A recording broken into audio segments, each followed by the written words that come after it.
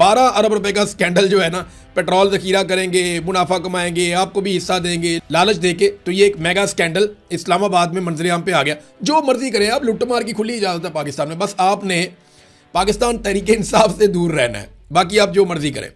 फजलुर रहमान साहब को आज समझ आई होगी, जैसे कि जरदारी साहब को अब समझ आ रही है, जैसे कि बिलावल को अब समझ आ रही है कि ब्रूट मेजॉरिटी होती क्या है। जब डंडा दे के इनसे करवाया जाएगा ना आईनी तरमीम पे दस्तखत, जब 28वीं आईनी तरमीम पे इनसे दस्तखत करवाए जाएंगे और इनसे वोट लिए जाएंगे, तो तब इन्हें मज़ा आएगा और पता चलेगा कि ब्रूट मेजॉरिटी होती क्या है। फजलुर रहमान साहब को सबने समझाया, मैंने उस वक्त भी कहा था कि बारी बारी सबकी बारी, लेकिन उस वक्त इनकी मौजें लगी हुई थी, इनको मज़े आ रहे थे। आज फजलुर रहमान साहब कौमी असम्बली में तकरीर कर रहे थे, उनकी आवाज़ ही काट दी। आप अंदाज़ा करें कि फजलुर रहमान की भी आवाज़ बंद कर दी, जिसने इमरान खान की हुकूमत गिराने में मरकज़ी किरदार अदा किया था और एस्टेब्लिशमेंट का सबसे मेन मोहरा बना था। फजलुर रहमान साहब ने मेन मोहरे के तौर पे अपनी ड्यूटी की थी और उस वक्त इमरान खान की हुकूमत गिराने में सबसे कलीदी किरदार अदा किया था। आज जनाब कौमी असम्बली में इज़हार ख्याल कर रहे थे, जब तक मीठी मीठी बातें की तब तक चलता रहा मामला, जैसे ही तनकीद शुरू की उनकी आवाज़ बंद कर दी गई। ये सबके साथ होगा, ये जरदारी के साथ भी होगा, नवाज शरीफ के साथ भी होगा, उनके बच्चों के साथ भी होगा। पाकिस्तान के हर सियासतदान को इसमें से गुजरना पड़ेगा, क्योंकि या तो आप फील्ड मार्शल की या जो भी उस वक्त का जर्नैल होगा, आप या तो उसकी बातें मानेंगे चुप करके या फिर आप सख्तियां बर्दाश्त करेंगे, दूसरा रास्ता कोई नहीं ये छोड़ेंगे। देखिए ना, इमरान खान ने कितना मौका दिया सबको, बहुत मौका दिया इमरान खान ने। इमरान खान ने अपने हिस्से की मार भी खाई, जो खुद गलती की उसकी भी मार खाई, और जो बाकियों ने किया उसका भी कुफारा अदा किया। इमरान खान ने लगभग पाकिस्तान की सारी सियासी क्रीम का कुफारा अदा कर दिया, इतनी मार खाई है। और इन सारों को बार बार मौका दिया कि आओ मिलकर बैठ जाओ, मिलिट्री एस्टेब्लिशमेंट को वापस बैरकों में भेजते हैं। जिस वक्त आसिम मुनीर की एक्सटेंशन का मामला चल रहा था, तो PMLN को इस बात का खतरा था और उनके लोग ये कहते थे कि अगर हमने आसिम मुनीर साहब को एक्सटेंशन ना दी तो वो PTI के साथ मिलकर हमारी मंजी ठोक देंगे। तो उस वक्त इमरान खान साहब ने जेल से एक बड़ा सख्त पैगाम दिया और आसिम मुनीर साहब के ऊपर कड़ी तनकीद करते हुए नवाज शरीफ और जरदारी को मौका दिया कि लो, मैं कोई डील नहीं करता, मैंने तुम्हें फिर प्लेट में रख के दे दिया, आओ जमहूरियत के लिए इकट्ठे हो जाए। लेकिन ये छोटे छोटे वक्ती मफाद के लिए इन्होंने बहुत बड़ा सियासतदानों का नुकसान कर दिया। आज सियासत पाकिस्तान में इतनी कमज़ोर हो गई है, उसके लिए इमरान खान साहब ने इनको मौका दिया था कि इस सारे मसले में से आप निकल जाएं, मैं कोई डील नहीं करूंगा और निकलो इसमें से और मिलिट्री एस्टेब्लिशमेंट को वापस बैरक में भेजो, हम पाकिस्तान में नया इलेक्शन करवा लेंगे। देखें ना, अब इमरान खान परफॉर्म करेगा तो ठीक है, नहीं करेगा तो वापस किसी और की बारी आ जाएगी। जमहूरियत तो ऐसे ही होती है। लेकिन इन सारों ने ये चुना कि हमने जूते पॉलिश करने, अब जूते पड़ने का टाइम आ गया इनको। जरदारी साहब बदमजा हो रहे हैं, फजलुर रहमान साहब की भी आवाज़ कट रही है, तो बारी बारी सबकी बारी है। मैंने बहुत दफ़ा कहा और अब ये होता हुआ आपको दिखाई भी दे रहा है। नाजरीन, ट्रंप के कुछ स्टेटमेंट्स आए हैं। अब क्योंकि हम बैनुल अक़वामी खबरों की तरफ जा रहे हैं तो मैं कुछ चीज़ें आपके सामने रखता हूँ। डोनाल्ड ट्रंप के जो गुज़िश्ता 24 घंटे के बयानात हैं, क्योंकि ईरान ने जब तजावीज़ वापस भेजी तो डोनाल्ड ट्रंप को उसकी बड़ी तकलीफ हुई। डोनाल्ड ट्रंप ने अब बड़े सख्त बयानात दिए। ट्रंप ने कहा कि इनके पास ईरान को एटमी हथियारों के हुसूल से रोकने के लिए एक बेहतरीन हिकमत अमली अभी भी मौजूद है।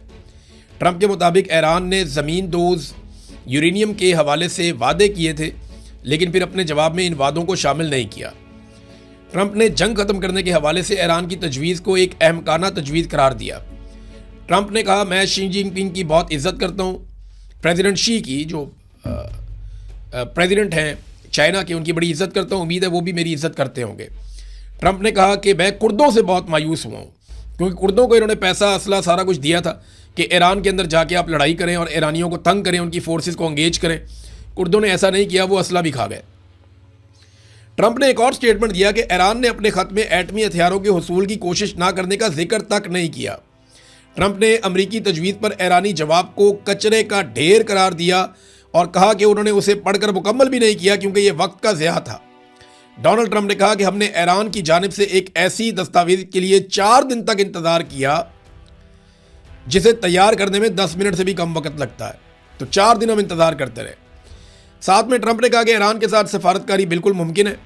मेरा उनके साथ 4 या 5 मरतबा मुआहदा तय पा गया था, लेकिन फिर उन्होंने अपना जहन बदल लिया। अब डोनाल्ड ट्रंप ने ना एक और बात भी कही। डोनाल्ड ट्रंप ने कहा कि ईरानी तजावीज़ अहमकाना है, जंगबंदी मुआहिदा बिस्तरे मर्ग पर आखिरी सांसें ले रहा है, यानी किसी वक्त भी हम जंगबंदी ख़त्म कर सकते हैं और दोबारा लड़ाई कर सकते हैं। ये बात इसराइली अखबारात ने भी कही। उन्होंने कहा कि गुज़िश्ता हफ्ते डोनाल्ड ट्रंप दोबारा से बमबारी करने वाला था, लेकिन फिर अमन को एक मौका और देने की कोशिश की गई है। अब डोनाल्ड ट्रंप के पास क्या क्या ऑप्शन हैं? नंबर एक, वो प्रोजेक्ट फ्रीडम जो है उसको दोबारा से लॉन्च कर सकते हैं, प्रोजेक्ट फ्रीडम प्लस के नाम से या किसी और नाम से, कि जनाब हम फिर कोशिश कर रहे हैं यहाँ से आपने हुर्मुज़ को खोलने की, और इसी बहाने एक जंग शुरू कर सकते हैं।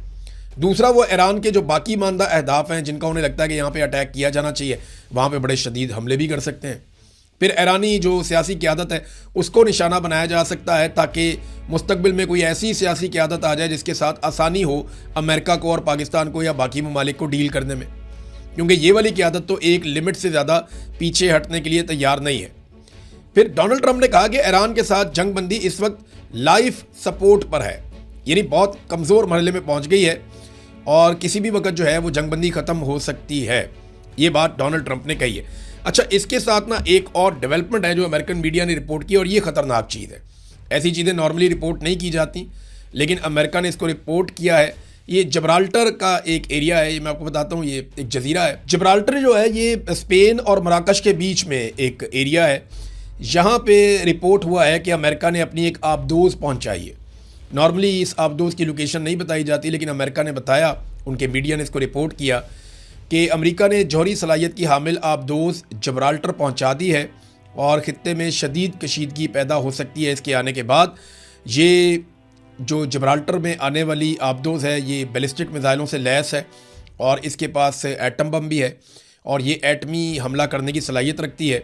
और अब ये मूव करती हुई जब्राल्टर तक पहुंच गई है, तो यहाँ से इसको बहुत कम टाइम लगेगा अगर ये अटैक करना चाहती है। और अगर इन मिसाइल्स की रेंज ज़्यादा है तो ये यहाँ से भी अटैक कर सकती है, यहाँ से भी ये हमला कर सकती है। लेकिन अल्लाह ना करे इस किस्म की लड़ाई हो दुनिया में, मगर हालात जो है वो लड़ाई के बगैर ठीक होते हुए दिखाई मुश्किल से दे रहे हैं। एक रिपोर्ट नाजरीन और आई है, और ये अमेरिका के असलहे के हवाले से रिपोर्ट है, और ये फॉक्स न्यूज़ ने अब रिपोर्ट दी है। उन्होंने एक मरतबा फिर तस्दीक की है कि अमेरिका का जो असलहा खाना है उसका एक बहुत बड़ा हिस्सा ईरान के साथ जो लड़ाई अमेरिका ने लड़ी है ये लगभग 1-1.25 महीने के अंदर ही ज़ाया हो गया। मेरा सवाल ये है कि रशिया गुज़िश्ता कई सालों से, यानी 2022 से लड़ रहा है, आज 4 साल से ज़्यादा हो गए हैं, लगभग सवा 4 साल हो गए हैं। रशिया यूक्रेन से लड़ रहा है, यूक्रेन को सारी दुनिया वेपन दे रही है और रशिया के हथियारों के ज़ख़ीरे ख़त्म नहीं हो रहे और वो लगातार लड़ाई लड़ता चला जा रहा है यूक्रेन के साथ। तो अमेरिका के पास क्या इतने थोड़े हथियार थे, या अमेरिका ने इतनी पावरफुल स्ट्राइक की है कि उन्होंने अपने बेहतरीन हथियारों के एक बड़े ज़ख़ीरे को, कोई चीज़ उनकी 50% कम हो गई, वो 30% कम हो गई, वो 45% कम हो गई, उनके मिसाइल, उनके इंटरसेप्टर्स, उनके टॉमाहॉक मिसाइल्स, ये सारे, और क्रूज़ मिसाइल ख़ास तौर पे, ये जिस तरह अमेरिका ने फूंक दिए ईरान के अंदर, अगर इनको 2 महीने और लड़ाई लड़नी पड़े ईरान के साथ तो फिर तो अमेरिका किसी और से जंग लड़ने के काबिल नहीं बचेगा फिर, इस हिसाब से जैसे वहाँ से रिपोर्ट हो रहा है। तो ये अमेरिका के लिए एक बड़ी सोचने वाली बात है। बहरहाल नाज़रीन, खबरों में अब तक लिए इतने ही। अपना ख्याल रखिएगा, अपने इस चैनल का भी। अल्लाह हाफ़िज़।